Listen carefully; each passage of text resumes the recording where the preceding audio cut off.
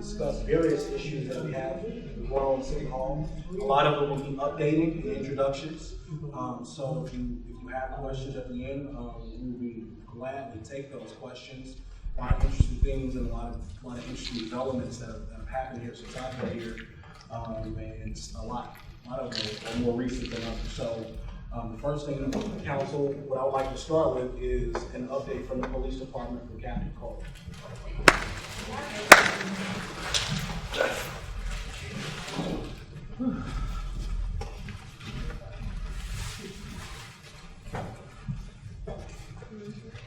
Good afternoon.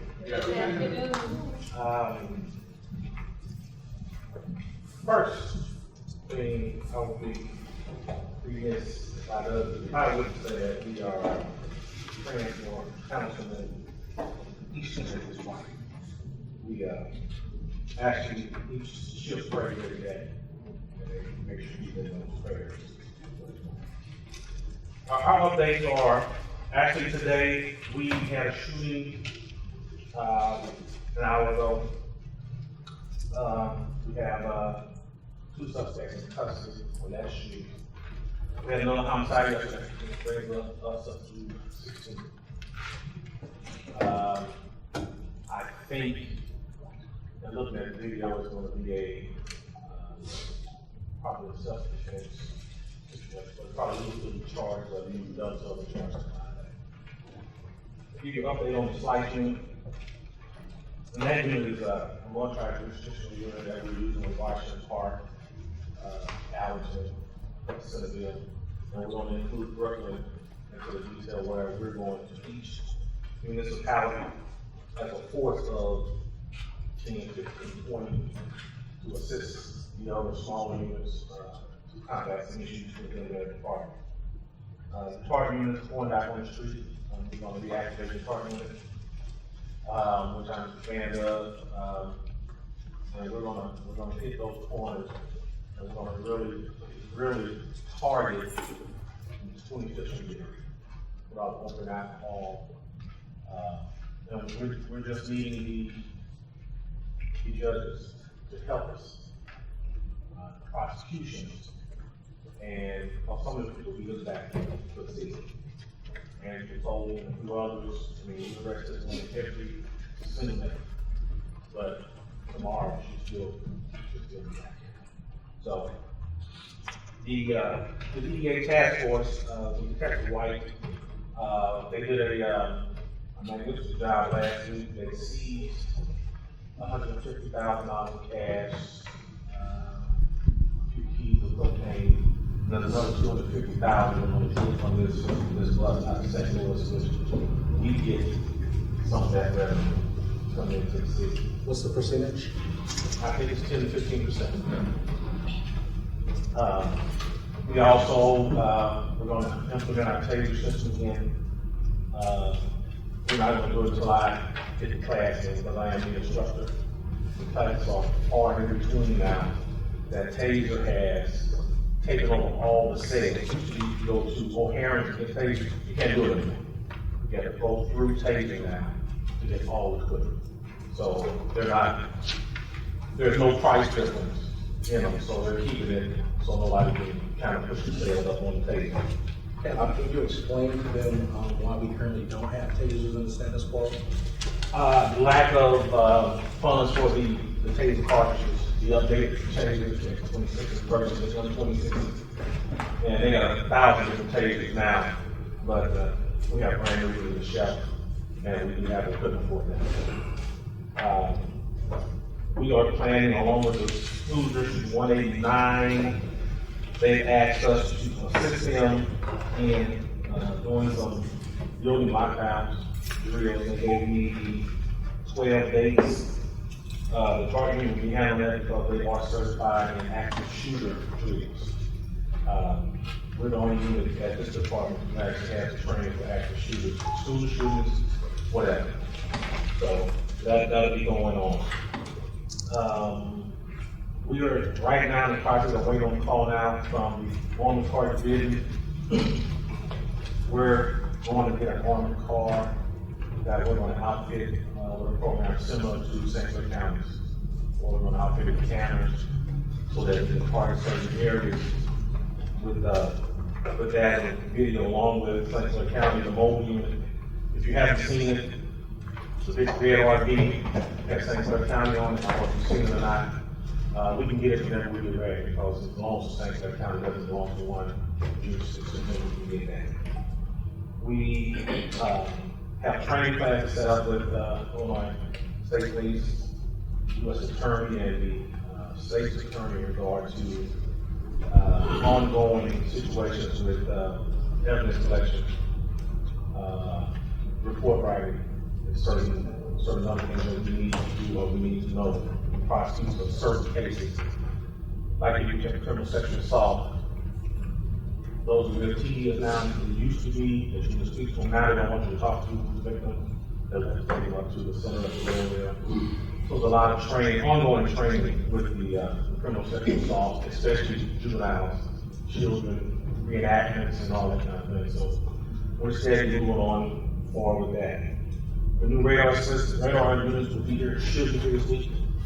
It's been about 10 days, so it should be here this week. We ordered 3 mounted and 2 handheld LiDAR units. And I invite everybody to council to come with me. I'll show you how LiDAR works. So there won't be no confusion on how it works. I'm gonna let you work it, I'm gonna let you run it. And you can see the difference between LiDAR versus radar. There's a big difference. And I like inviting everyone to come ride so I can show you how it works. Is it more effective, Captain? The LiDAR units are 90% more effective. And there's a cost difference associated with LiDAR, correct? Oh, yes, several $1,000. The LiDAR units are basically, I can have 1,000 cars come at me, and I can pick out the ones I want to track versus the radar with the 6-foot span picks up the fastest car. So big difference. They should get this week. Sergeant Leslie, he works on first shift, who is actively and committed to the 25th Street. He's keeping track of all of the businesses there. He's checking on those guys every single day so that they can also going in and out of the stores. And they pretty much call on the cell phone when something occurs so we can get there a little quicker instead of waiting on the dispatch. So, and we're also still working. It's a big challenge for us, but we're working on. I just changed a couple officers off days to help the field. It's a staffing issue, and we know that. And several officers, I'll be moving them around tomorrow, actually, and change them off days. Although it may help, but it's not going to be that effective because of this. So that's what I have. First, I'd like to commend you for your efforts because I see the work that you've been doing in support of the police department in the city. Regarding the 1096 people who are throughout the city, especially in that 25th Street area, what is the solution? Is there like a 3-day hold or 2-day hold that could happen? Because I don't think it's effective sending them to jail. Because they clearly have, especially our girl Andy. You spend all day dealing with Andy. Actually, back in the day, you can commit it. Right. We can't no longer do that. There's no more involuntary commits unless you're a CTE officer. Now you still, upon that involuntary commit, you still have to have reason why. We know why she's like she is, but that's not just standing the next reason. You know what I mean? We just can't say she's crazy. Right. Or whatever. Because they won't take it. And when they do take it, they'll hold her a few days, she'll clean up, the next day she's back. And along with a few others, like Randy, who they said is dead. I mean, sister called me, said he's alive. We haven't seen him in months. And we have an influx, we definitely on the other day, of people like Andy, who's infected with the HIV virus. And we have to be very, very careful. Should be. In an open meeting. No, I For sales stuff. no, I didn't know what you're saying. I'm just talking about the person that's here now. Oh, I thought I heard that. No. So those people, we have to be very, very, because St. Clair County is not going to take it. If we arrest them and say if they're at open stores, they won't take it. So we have to come up with something else. So squashing warrants is one issue that we did on the last few we've had. We squashed the warrants, where they give them another warrant, another court date. But if they miss that court date, we're back in the same boat that we are now.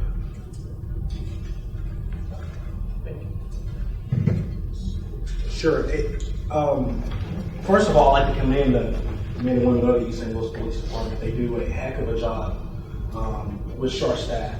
Just to let the council know, and the captain and the rest of the police department can admit to, typically a couple times a week I ride through the city and I listen on the radio. You know, I'm here at 3 o'clock in the morning, 4 o'clock in the morning, because I am concerned. I am concerned for their safety because of the manpower issue that we've had. It's just not safe to have 2 or 3 officers on the street at one time to patrol 27,000 people. It's not safe. We have to figure out some type of solution to help them get some manpower so we can make sure that when they do go out, they're not one person per call. If you get a call in the South End and it's a shooting, and then you get a call, a domestic battery in Edgemont, there's no way you can cover that. We are very grateful that we have the housing authority assisting us most nights. They will, sometimes they need to come and sit in our roll calls because we like to be on the same page with them. So we're thankful for that partnership. But currently the Illinois State Police is not patrolling the city like they used to. The sheriff's department is here, but they don't have the capacity like they used to. Everybody's kind of strapped. So it kind of leaves us at the whims of what we have, and we don't have a lot. So we are working really, really hard. I commend Captain Cole, I commend the chief in his actions, and all the men and women in the St. Louis Police Department for putting on the vest and running towards bullets when everybody else is running away.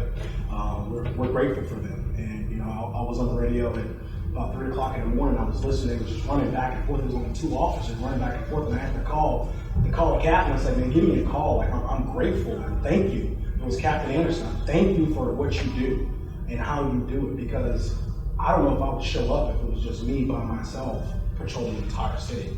And you know, when the lights go off in St. Louis, it's an interesting place. So I just wanted to extend my gratitude publicly to the department and let the council know they are doing a heck of a job.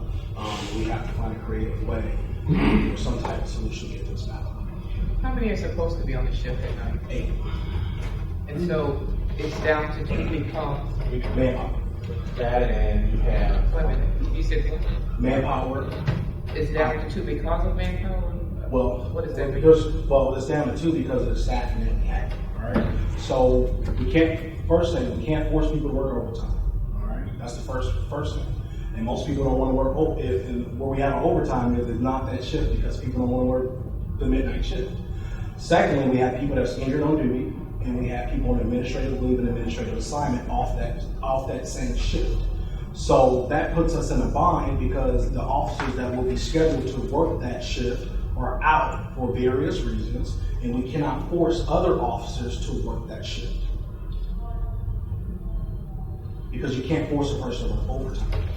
And if they're not on, and they bid for those shifts. So since they bid for those shifts, and the people that bid for those shifts are not available to work those shifts, we have a net deficit of officers to work that shift.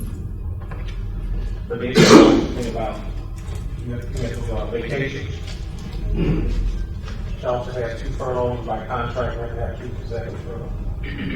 Think about first that is, we still control, but like you said, we're down 4 on looking at IOD for administrative. And even to add to that, even being down to 4, even if we had the 4, we would still have a problem because you have to account that each one of the bodies, so the patrolmen, they don't vote as far as their vacation days, they don't bid against the sergeants. So you have 2 separate levels that bid against each other as far as when their vacation time is, when off days, those types of things. So if you only got a few officers already to fill the shift, then when you talk about vacation days, there's an overlap and there's no extra men to cover to fill those gaps. Okay, but do we have auxiliary that we can assign to at least have a presence in those areas? I mean, that's where I would focus my auxiliary, to at least have cars on the street at that time of night, and then use your actual command staff as the management, you know, so. We have done that. We do that still today, but we're running into a contractor with FOP, and we're trying to avoid that. And they actively voiced that, sorry, right? They've actively said that you use auxiliary to put on the front like you have cops and you don't have cops, and we should have no cops. Well, I mean, that's it's what not that it we is. don't have cops. No, I'm saying, right, Yeah. I'm talking about on that shift. Right. But I get what you're saying as far as fill the gap, but that's a concern, at least at the union, since I've been here, that they brought to me and the chief and the captain. Have they brought any solutions when they, other than, okay, so then we have to do what we have to do as far as having a presence in the city. I agree. We are using them actively. As you see, you want on the desk every day. Leonard, get back there. I borrow them and interact with someone else. And we have them running paddy wagon. We have them doing certain things. So Yeah, I don't know. So, but to add to what you asked before, I have an instructor. In light of all the shootings that's going on in this country, we had one in Chicago just the other day, where a guy was killed. I've instructed all my officers, you can't go anywhere alone. Understand, we're short when we do that, but realize the paramount to do that. You know, the advantage cars behind the churches and weeds and all that kind of stuff. We don't answer those calls at night anymore. We're waiting for the daytime. So, instruction for dispatchers to, when people call, talk to them and say, hey, look, we're running behind. There's a few minutes to get there. So instead of having them just waiting, talk to the citizens and say, hey, look, they're bagged up. They're going to get to you as quick as they can. So now you come to stacking your calls. Active call versus a broken window call. I know the broken window is still important to that person, but the active call has to take precedence over a broken window or a theft or something like that. And they need to be talked to so they understand how we are coming to them. You know, like that. Because if you're talking about call the city manager and I were in a meeting about a month ago at City Time up here in Sterling. And in 1 month, CENTCOM answered 5,200 and some odd calls. CENTCOM handles 30 different police departments and fire departments. East St. Louis answered the same time 4,800. There's only 400 calls behind CENTCOM, which CENTCOM says we are the busiest PSAP in the area. CENTCOM is 7. I disagree. You're responding to 30 different jurisdictions. It's just us. And we're handling 4,800 calls a month. Just for what we have right now. So we're like only 400 or 500 below what they're answering with 30 versus 1 department. Do we have any further questions for Captain Cole? Just one. Yes, sir. What's the homicide number 16. at this time this year 16. and last year? 14. Thank you. Any update on the young man who was killed, Maurice, on one of the researchers on State Street? Any update? Any, Which one? the one, the little boy that was ran over the. We are still, we had to leave on that. Detective Hicks is working that case, so we're going to pull someone else and we're going to really called Zone 4. And each one right now has at least 3 to 4 homicides plus daily. So, but we're going to reactivate them just on that. So, Is it possible to at least give the family an update? oh, absolutely. You know. I get a call from them. I have, matter of fact, I have them call them. Matter of fact, those seasons, they talk to them. I do have one question, Captain, before we go to the seat. The increase in the deaths, is there some type of, I know there was something going on in the community. Is there anything that you can talk about that is causing issues? There's a lot of talk on the streets in regard to an older gang who, when I was a Delta team, he put away 25 years old. He got him. And he's trying to take the set down. So you got the young one versus old one. Then you have several families. The guy on 29th region that day, there are few. You have a couple of families that's going back and forth. When I say families, my cousins, and all, I mean, one family has a goo guy of members, and one has a whole lot of members. And they have told them that if we don't get some people, we're coming after some other people. And they're doing undercover night, some doing it broad daylight. But they're monitoring us. You can pick our radio station up on the app on your phone. It's a delayed response, but you can still get a response. And with other radios are being purchased by certain people, they're out there. They're out there. See, now there comes a shooting other than the one on the ridge the other day, like we were right around the corner, but one side of the town, the shooting happened on the other side of the town. But we're on it, we're actively on it. We have most of the major places, and with technical and all that, and we have an increase in female violence. It's just incredible. It's incredible that these females won't be men. You know, we have an increase in female shootings, stabbings, and Thank you so much all right.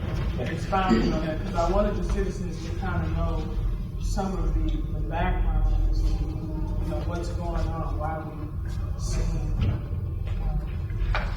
this violence that's taking place. It's something that we definitely are going to have to deal with, but it's going to take more than just the police department. The no snitch thing is pretty tough on the streets. Thanks, Captain. Thank you, Captain. Now we have an update and introduction from our new Deputy Liquor Commissioner, Ms. Holt. Good afternoon. Good afternoon. My name is Hope Whitehead. Let me introduce myself to the citizens and the staff of the City of East St. Louis, to the councilman, councilwoman, and of course the mayor. Let me first say that I am very thankful to be appointed, and I'm here to serve. I'm glad you gave me the opportunity to serve. And let me just tell you a little bit about me, and then I can tell you what the mayor has asked me to do. I'm a practicing attorney. That's how Courtney found me. He sent out a call. He wanted someone to join the City of East St. Louis and gave several charges. One is to help with enforcement of the liquor control laws, increase public safety, and have consistent compliance. So Courtney sent out a call, and there's about 2 people probably that really understand the liquor control laws, and I'm one of them. For 5 years, I was the director of the State of Missouri Division of Liquor Control. I'm no longer doing that, but you will have the benefit of that experience. So I'm here to help, I'm here to serve. and I was a prosecutor for 10 years. So I know the criminal law as well as the liquor control law. And then lastly, I was an elected official. I was a state representative. So now all I'm doing is practicing law. And in between practicing law, I now work for the city of East St. Louis. So again, thank you. Now let me tell you some things that we're doing. I've only been here 3 weeks. It feels like 3 years. But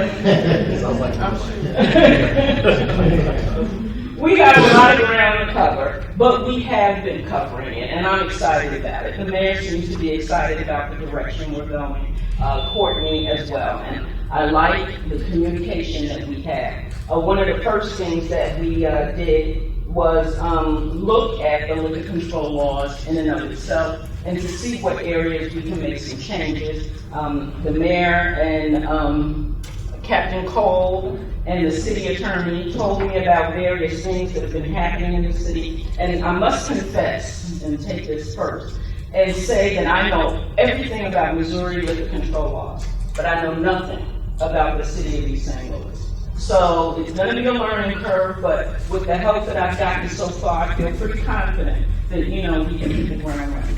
So they've informed me of various things that were missing and things that we needed to take charge of. So that's what we started doing. So one of the first things we did was last week we had a joint meeting between law enforcement officers for the state of Illinois, as well as 2 dedicated U.S. Marshals who will be working with the department or division? Okay, who will be working with us to help us enforce the laws, as well as Captain Cole. And the good thing about that is it will foster communication, because our liquor laws have to mirror the liquor laws of the state, as I'm sure you know. But the state has much more resources, of course, than the city of East St. Louis. So we're working on partnering together, and we're also looking at grant opportunities in which they can help us do some of the stuff that they need to do, but we get paid for it because we're going to be on the ground. So the city attorney and myself are looking at ways in which we can put together some kind of contract where we will do the inspections and they will pay us some money for the inspections. And then we talked about, and Captain Cole was very good about this, the importance of sharing information.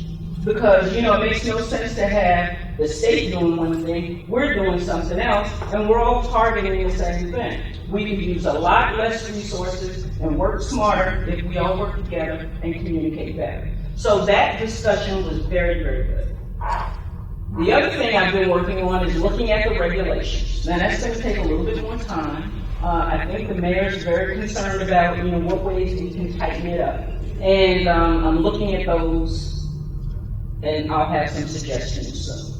And one thing I wanted to take the opportunity to point out right now, which has become a concern for me, is the one-day license. It seems that has been a catch-all for just about everything. The problem is, and I think I want to tell you about a situation, if that's okay with the city manager. Yes. A situation that developed just on Friday.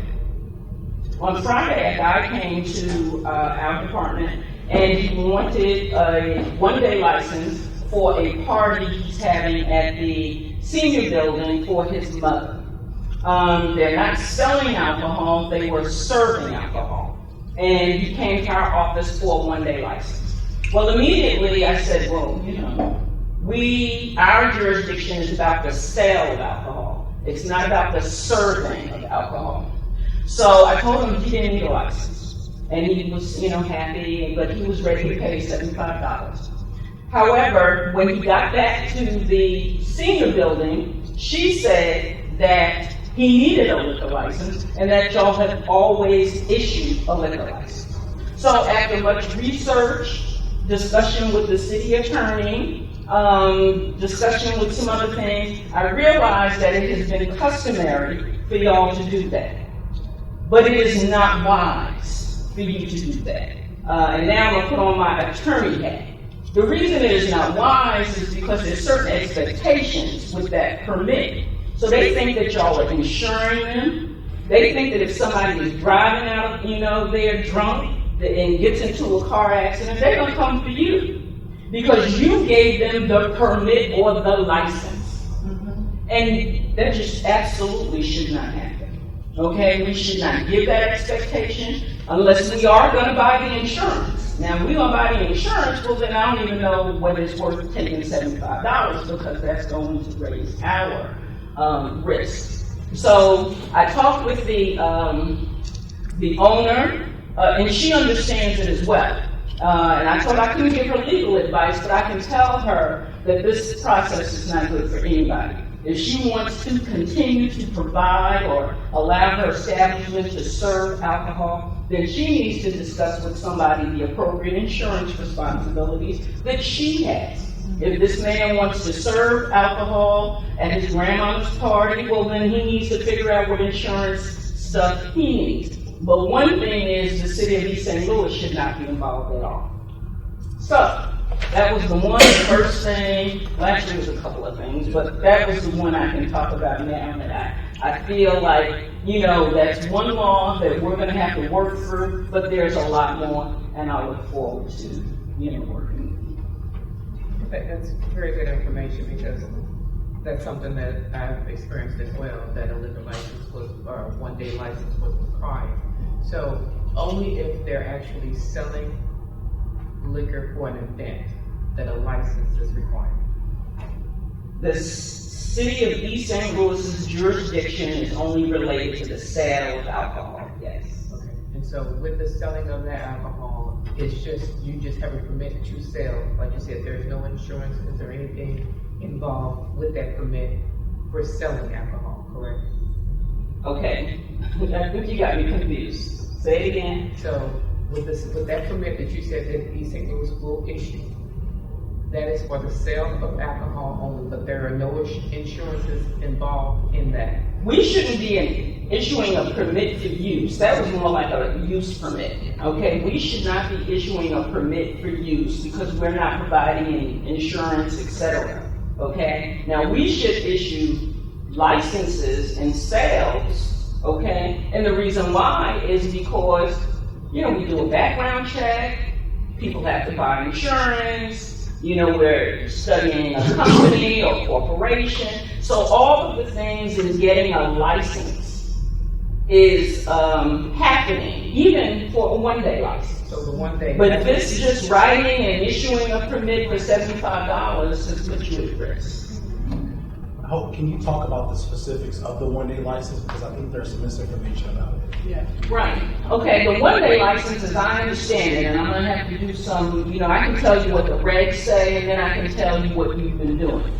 Okay, the regs basically say a one-day license is only supposed to be issued in connection with a business and nonprofit organization. Okay, and if you think about it, a one-day license is if the, let's say multiple sclerosis, wanted to have a fair here. Okay, and it attaches itself to, Wells Fargo, let's say. Okay, and we issue a one-day license. We've got a corporation, we've got a nonprofit organization. We're only issuing it for one day, in and out. They're going to sell beer and wine at the festival. Done. Everybody's insured, and that's the other thing. A one-day license has to have dram shop insurance. So it has to come to us within 14 days. So, no come here today with a party that, you've invited Beyonce to and all of that other stuff. So it's got to have the appropriate insurances attached and have the business connection and a nonprofit connection. At least that's the way your regs. Does that make sense? And that means the individual citizen, based on our regs, does not have access to the opportunity to get a one-day license. Yeah, you actually usurp your authority when you have somebody coming in and requesting a one-day license and you give it to them. You don't know whether or not that person has the requisite background information, the requisite clean criminal record that's required, the requisite financial backing, and I can do a whole class on liquor law, but there's certain things about purchasing this from a distributor, a manufacturer, and all of this other stuff, sales tax, all of that. You lose all of that when you don't find, or distribute this adequately. So we can protect your resources, but even just doing the right thing will protect your resources as well as protect public safety. So that's my hope. That's what I'm going to try to work with you on. I want to thank you, Ms. Whitehead. Do you have any questions or comments from council? Thank you. All right. Thank you so much. And Thank welcome you. again. Glad to be here. Thank you, Hope. Thank you. Next, we'll have an update from our downtown development, and I guess I'll let the mayor kind of kick that discussion off. Okay. Well, very quickly, because I know some council members have to leave, we're going to make this pretty quick. But I wanted the council to hear and kind of put your 2 or 5 cents in, and we as a city, there's a lot of work to be done. We know that we have many things going on. But we have the opportunity to do some things for ourselves. And so what we've done is we're taking the resources that we have in the form of people in our city and in our staff, and we brought them together to dream a little bit about our city and what we hope to see. And so not only dream, but put some things down on paper so that we can begin to invest in ourselves, and invest in our own area, and to develop our area. I'm very excited about this because it places the city and its citizens in the position that it should have been all along. We have been asking outsiders to come in, and now don't get me wrong, and that's good too. But we have resources here that we need to grab a hold of and see how we can help to develop ourselves, and then others can come along. But this gives us the opportunity to utilize the resources that we do have. And with that being said, I'm going to turn it over. We have Mr. Lorenzo Savage, we have Mr. Thompson here, and Mr. Lofton, who are our volunteer planning department. And let me tell you, I'm excited because the planning department, along with planning commission, along with our economic development manager, Tina Phillips, have been working diligently to bring some ideas before council first, so that council can give yay or nay before we start presenting these ideas to the planning commission and then our community as don't want to say too much. I'm just gonna kind of let them come forward, and then I'll tie it up in the end. Okay. So first, we'll start with the planning department to give an outline of how the specific development fits into the plan and those types of things, and then we'll kind of walk through it after that. So, invite Mr. Thompson. And City Manager, can you remind me to talk about the flow chart that we created? I definitely will. You got a copy of it? I do. Okay. I do. So I can grab it. Yeah, that's fine. He got to use it. Okay.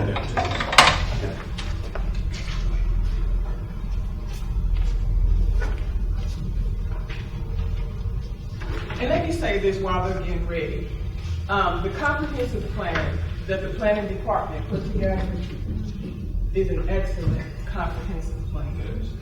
And that plan that they put together is a plan for the people, by the people. I just have to say that. Good afternoon, everyone. How are you doing? Good afternoon, East St. Louis. My name is Darnell Thompson. I'm director of the Core East St. Louis Planning Department. In fact, it's called the Strategic Planning and Development Department. And I'm a native East St. Louisan. And today we're talking about ideas for the revitalization of our city. One of the things that the planning department did was to develop 4 new zones, commercial zones. And one of those commercial zones is the commercial residential mix in regards to the central business district. The ideas of developing a downtown area in terms of revitalization, particularly with a focus on what can we do for the families of East St. Louis in regards to family quality entertainment. The proposed zone status, as I said, is zone 2, commercial residential, central mix. Family friendly state of art, bowling, board games, billiards, arcade facility, and retail shops, as well as game-related products, are part of the project site, which is the old Discount City. It is an ideal location downtown, and it would also be a catalyst to spur to the redevelopment of downtown East St. Louis, as well as fit it into an overall plan for the redevelopment by the entire city of East St. Louis and all 16 neighborhoods, which the planning department is responsible for. But through our comprehensive plan, we have a way and means to rebuild our commercial and cultural activities, facilities, what we call commercial and cultural restoration of our economy in East St. Louis, creating new businesses, expanding current businesses, creating re-employment, new employment, and education opportunities for our youth to run the new millennium East St. Louis. Thank you.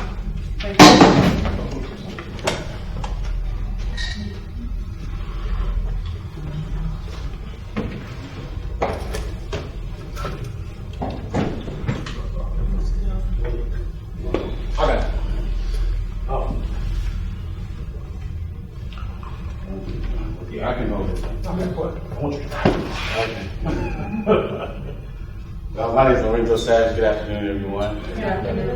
Happy to be here today. I'm a citizen of East St. Louis as well as a member of the Planning Commission. What the mayor asked us to do was to come up with some ideas for the old Discount City building. And what we're looking to do is like a fun zone type facility for families and children in the East St. Louis community. What we've done is we created an area of tables and chairs in front where everyone can, be served, and not necessarily have to go and play games or anything.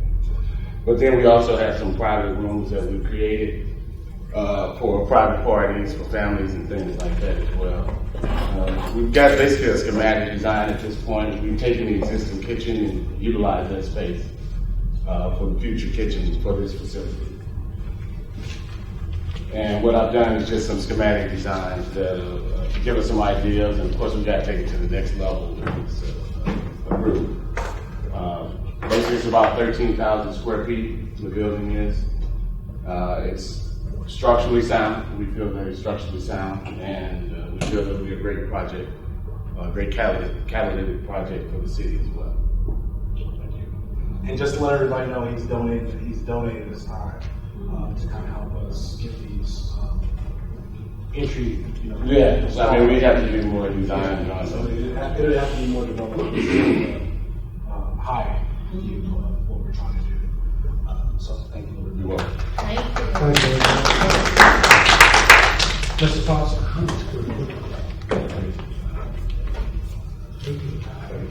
Talk a little bit about the engineering, the structure, the parking lot, that type of thing. Okay.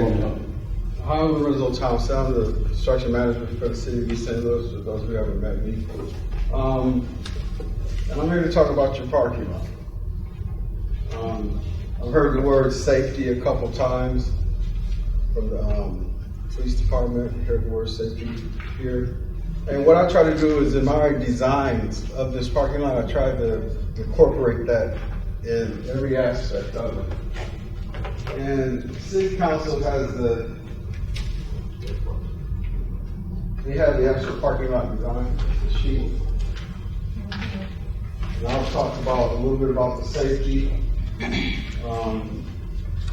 parking access to, how we're going to have access to the parking lot design itself, and just a little touch on the structural condition of the building, because I have gone out there with a couple of structural engineers to just do a visual inspection. As far as safety, we're going to have lighting out there. I foresee Parking lot square footage, I recall. it's 0.9, but we have parking spaces, we have 83. But let me. And that's the parking lot directly behind Discount City, right? Yeah, it's directly behind Discount City. Yeah, we're talking about the same. Yeah, I think location. it is, right? We're talking about the downtown development of 217, 217 Collinsville Road. As far as the lighting, what I envision is a 2 or 3 bulb system, an ornamental system, something that's visually pleasing to the eye. And the electrical engineer would do that design. He'll work with Lorenzo Savage to make sure the illumination levels are correct, to make sure that whatever Lorenzo Savage has as far as the landscape out there, make sure that there's no conflict in that area. So we're going to work together on this thing to make sure it's economically feasible to the city. And of course, we'll use the latest engineering standards. They have all that. And one thing that civil engineers do, along with the architectural engineers, we like to make sure that it's visually pleasing. I'm hoping to make this like a standard downtown. You know, for the people that's on the highway or people that are driving by, we have a monument sign that we're going to have out there, and they'll be able to see a parking lot, and developers, hopefully the developers along that same block are coming and say, well, that looks nice, let's use that as a standard and keep this for the downtown for our developments. We're envisioning on seeing like a fence, a perimeter site fence. Now, a couple things about the fence. It'd probably be a wooden 6-foot high fence if you actually want a fence back there at all. You can make it brown, which is a general color, or you can make the color of whatever scheme that Lorenzo Savage and his architectural team comes up with. Not sure what the color's going to be yet, and I'm sure the city's going to have a major part of that decision. Or you can make, I like a white fence because it illuminates the light, it reflects light, and that adds safety to the environment around that outer edge of the parking lot where those cars are going to be parked. Or you can have a psychedelic fence which would be pleasing to kids or whatever. Now, access to the parking lot. I hope you guys can really follow this. What we're going to do we have 3 access points. Okay, unfortunately, the access point coming from St. Louis Avenue's exiting to St. Louis Avenue, that's only one exit. And we're not going to be able to go down 3rd Street to Missouri Avenue at that entrance. But we do have 3 entrances. What that does is this fancy term, traffic calming. What it does is it keeps the 2 travel lanes open with an extra lane there. We have our merge lane. So I hope you guys can see this. Can you see what I'm talking about? If you don't, I'll come up and point it out to you. We have an extra lane that we're putting in there. We'll have traffic calming involved, and that's just a term to keep the travel lanes open and to slow the traffic down. And so our patrons will come in through that exit lane, they'll merge in, and they'll have 3 locations to enter into our actual parking lot. Now, if you look at the parking lot itself, we made it so that they can enter and exit at each one of these lanes. They go by aisle. Okay, you can't see the aisles. Just tell me it's the ones with the arrows going back and forth along the aisles. And within those aisles, we have perpendicular parking spaces. Typically, something like this, they'll have parking spaces that are angular. But I wanted to get away from that because people want to come in because they don't want to stack out there in that extra lane that we're providing. They don't want to have traffic stacking out there. We call it queuing. And when they exit their parking lot, when they exit your building and go through your parking lot, we don't want them to stack in the aisles. So they'll be able to get out quicker. The lanes are able to come in and out of the same aisles through 3 exits.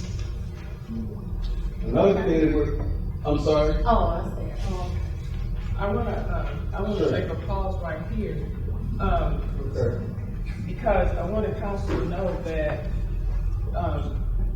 Tina couldn't be here today because she had a family reunion. Okay.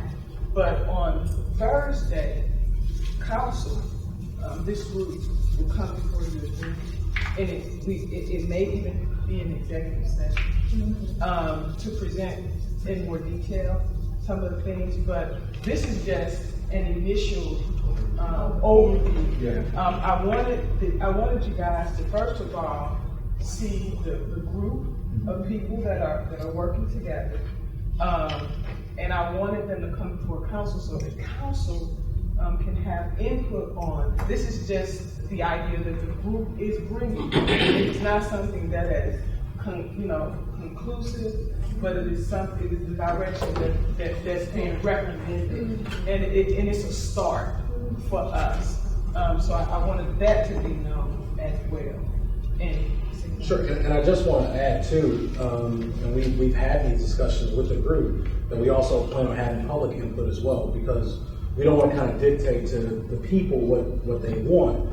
So our plan is to come up with some options, and Tina's working on that. She's reached out to some different organizations, some different businesses that do this family type of thing, and so we can come up with some options and some variants. Then we can take to the people and get some public input as well. What do you want to see? How do you want it? Those types of things to allow them to allow you to be a part of that process as well. So I just want to add that too. It's for council's benefit that we're here at the beginning planning phases as well, but it's also to inform the citizens so they will know there will come a time where we will be looking for them to come and give their input as well after we get some of the skeletal things kind of knocked out the way.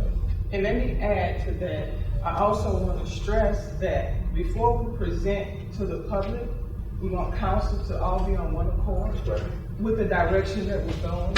So we'll be having that meeting, they'll be presenting again on Thursday. So I just wanted you to know that piece of information as well. Okay, thanks. So that's just an overview of it.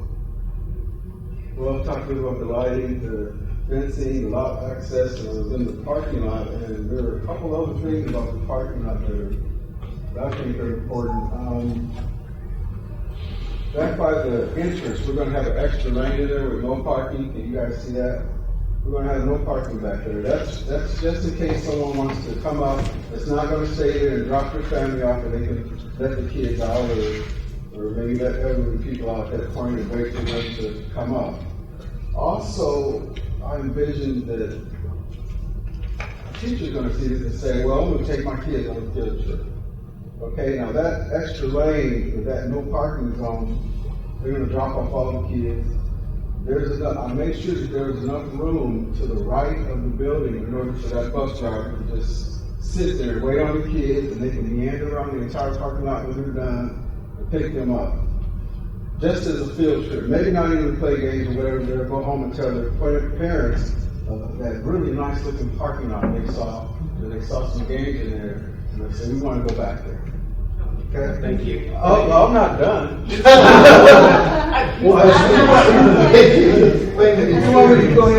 Councilwoman Greenwood has a question, and then Mr. Thompson came prepared with much more detail than we want to present today. But go ahead, Councilwoman. City manager, with this, because I know Mr. Thompson is our construction manager. So is this already included in his contract, or will this be presented as something additional? No. Okay, this is included This is in what you're included. doing. This is not Okay, additional. okay. So, and listen, we can cover the rest of the detail in the Thursday meeting. Okay. Council with this. Okay. So, All right, well, thank any you. highlights, anything you want to add? Well, yes, one highlight is what I did was added these medians in there to take away the glaring of the pavement, as we call it. We don't want to see a sea of asphalt. You know, when you go to these commercial parking lots out here, at Walmart or whatever, on a hot day, you see like a glare or something, that covers up your pavement markings. We're going to put our medians out there so you can see your pavement marking, which adds safety. You can see your pavement marking and adds safety. But other than that, I can say something about my business with structural engineers out there. But in general, it was just And then we saw some water damage, which may be an indication that we have roof leakage. So we saw water damage on the back wall, and we're seeing water in the basement on 2 occasions. So when I get their estimates to do the actual physical structural report, then that'll be forthcoming as well. Thank you. All right. Thank you. Thank you. You have any comments on that? I want to say to council before we move on from this particular issue right here.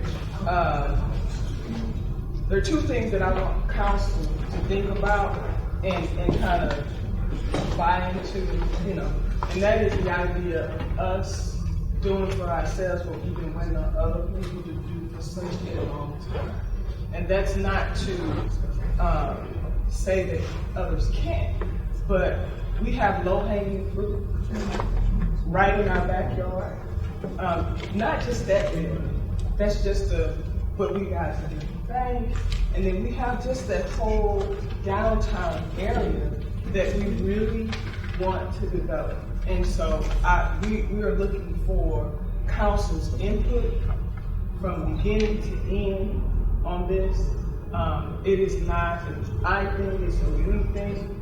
And I just want you guys to be kind of thinking about that as the week passes and we come around to council meeting. Tina will bring the funding piece, and we have several funding sources that are available to us, even that can help us to help ourselves. So just wanted to add that in before we. I didn't have one question. Is that structure sound enough to have apartment living or something like that above it? I don't believe so. It's not, okay. But, again, it's in the plans for adjacent lots, definitely. Because that's a beautiful view. Oh, yeah. From that going over, you can get all kind of college students, to come and pay that money to rent there and And I think the comprehensive plan that the gentleman worked on really, kind of goes into detail about that a little more too. So we as the planning commission hope to work with you guys as well as the planning department to put to action a lot of these plans. Thank you. And council, before we move on, there is one more thing. One question there. Oh, I think that the parking lot gonna be paved, right? Yes. If our sewers large enough to hold the water and for rain, our sewers. Yeah, it will be. It's carrying it right now. This is just you have the same hard surface out there that you're gonna have now. It's not flooding there now, so once you remove and replace the hard surface, it's not gonna flood. Okay. It's called a pre and post development Q number that we're talking about. Okay. That's what we're talking about, and your differential Q is 0 because it's still a hard surface before and after construction. The next question, the budget, how much is the project gonna cost? Parking lot itself, We'll have those projected numbers for council at the next council. exactly. We're still working on those numbers. We don't have those numbers today. For the city, the money is plenty. Yeah, there's different funding mechanisms that we'll be looking at in order to fund the project. We haven't made any decisions on which ones we'll use. Council, before we move forward, we've also, one of the things that I've worked on, this is something that I worked on, was a business type flow chart, professional services type flow chart as it pertains to when people want to do business in the city of East St. Louis, what do they need to do about doing? Where do they start? And so I developed this kind of like flow chart, and because of time, I'm sorry. Because of time, I'm not going to go through it, but I'll make sure you guys get a copy. And what it does is it references business entities or proposed business entities, people who want to do business with the city, that they go through the economic development department and the planning department to kind of vet their businesses, their proposals and things like that before it goes to the planning commission. and then the planning commission goes to the council, but there's more detail in it. And then I'll just ask you guys to just kind of look at it. We're trying to make sure that everything is routed in our processes. And we'll talk about that later. I just kind of wanted to let you know that's something else that's going on.